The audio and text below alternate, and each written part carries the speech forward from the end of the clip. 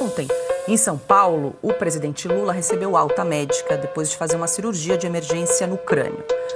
Numa entrevista coletiva no Hospital Sírio-Libanês, o petista comentou a prisão do ex-ministro da Defesa de Jair Bolsonaro, o general Braga Neto. Ele está detido por suspeita de interferência no inquérito que apura a suposta tentativa de golpe de Estado. Lula afirmou que Braga Neto tem direito à presunção de inocência e que, segundo o próprio presidente, ele não teve ao ser preso em 2017 no âmbito da Operação Lava Jato. Como eu sei que vocês vão perguntar, mas não estava prevista a resposta, eu tenho muita paciência. O que aconteceu essa semana com a decretação da prisão do general Braga, eu vou demonstrar para vocês que eu tenho mais paciência e sou democrático. Eu acho que ele tem todo o direito à presunção de inocência. O que eu não tive, eu quero que eles tenham. Todo o direito e todo o respeito para que a lei seja cumprida. Mas se esses caras fizeram o que tentaram fazer, eles terão que ser punidos severamente. Esse país teve gente que fez 10% do que eles fizeram e que foi morto na cadeia.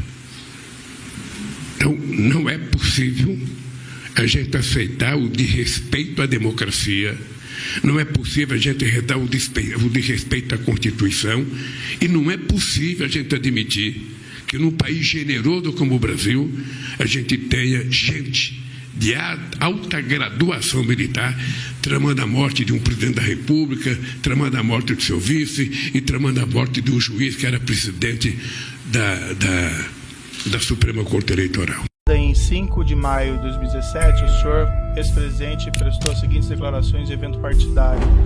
E eu abro aspas.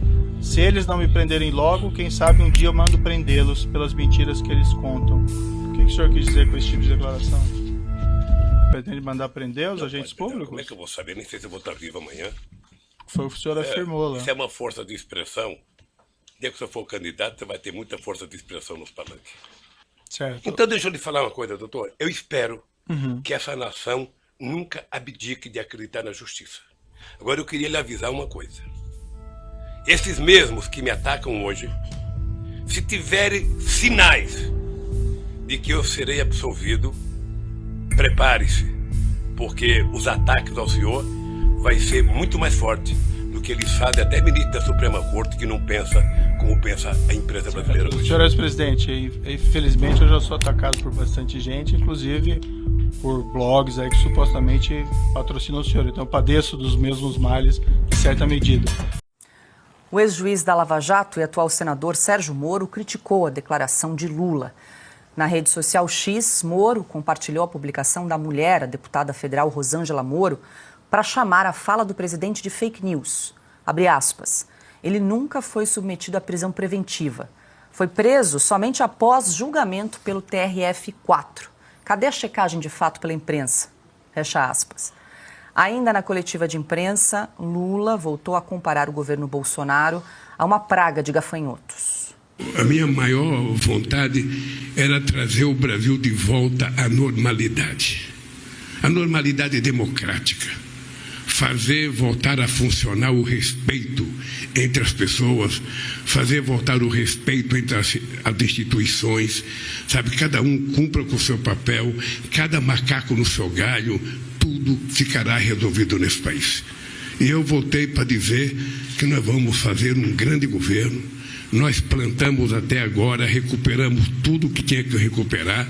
Vocês sabem a quantidade de coisa que estava desmontado nesse país, porque, na verdade, o Brasil não teve um governo de 2019 a 2022. O Brasil teve uma praga de gafanhoto que resolveu destruir os valores nesse país. Impressionante, né, Silvio? Parece estar sempre em campanha, né? Sempre no palanque. Não, e é um mentiroso incurável, né? Absolutamente incurável. E a essa altura da vida, ninguém acredita que ele vai mudar, né? Vai morrer assim quando chegar a sua hora. Olha, o Lula dizer que não teve direito à defesa, não teve a presunção da inocência, é simplesmente chamar o brasileiro, o pagador de impostos, de idiota. É exatamente o que ele fez. O Lula foi condenado em todas as instâncias até chegar ao Supremo Tribunal Federal. Ele foi condenado em Curitiba, depois ele é condenado pelo TRF4, como citado aqui, depois o Superior Tribunal de Justiça. Ele é condenado em todas as instâncias, só para falar do caso do Triplex.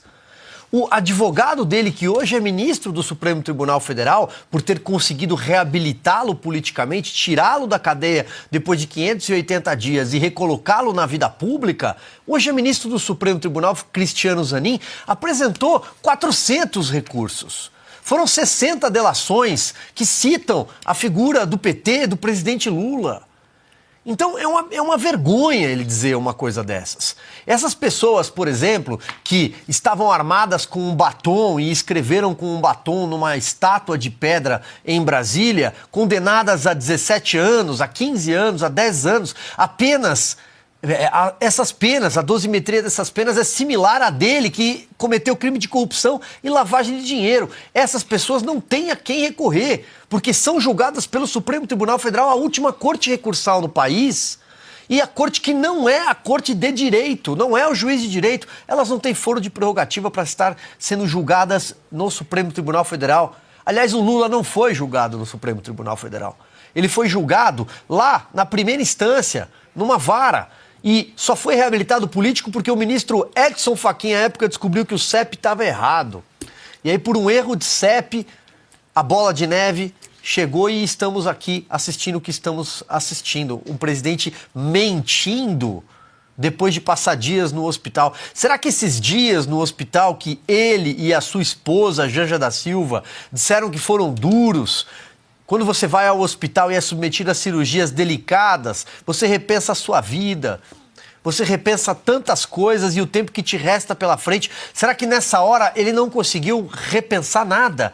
É preciso subir cheio de bile e mentir e praguejar contra os seus adversários políticos? Ele mesmo, na abertura dessa fala, diz: vocês não me perguntaram, mas eu já vou falar do general Braga Neto. Isso é um revanchismo, inclusive, contra a farda, que nunca foi tão humilhada na nossa história como está sendo humilhada agora, contra as Forças Armadas. As Forças Armadas estão hoje de joelhos para esse consórcio de poder formado pelo Supremo Tribunal Federal e pelo Lula. E a revanche e a humilhação das Forças Armadas era tudo o que o PT sempre quis. Pergunte ou revisitem as falas de José Dirceu, de José Genuíno. Vocês vão ver o rancor contra os militares. E hoje os militares se dobraram a eles. E aqui não estou defendendo golpe, coisa nenhuma, porque, como eu disse agora há pouco, na resposta anterior, quartelada nunca foi uma possibilidade no Brasil. É impossível isso acontecer num país como o Brasil. Por fim, Paula, eu queria muito deixar registrado isso. O Lula é um mentiroso e ele teve todas as possibilidades e ferramentas possíveis de ampla defesa. O que brasileiros comuns, CPFs, motoboys, dona de casa, trabalhadores não tiveram no 8 de janeiro, porque estão debaixo da espada de Alexandre de Moraes e não há quem recorrer senão a Deus. Como eu tinha inocência, uma coisa que eu tinha muito orgulho, que eu nunca contei isso, mas, por exemplo, de vez em quando ia um procurador, entrava lá de sábado ou de semana para visitar, estava tudo bem. Entrava 3 ou 4 procuradores lá e perguntava tudo bem, falava, não está tudo bem, só vai estar bem quando eu fuder esse muro. Sabe?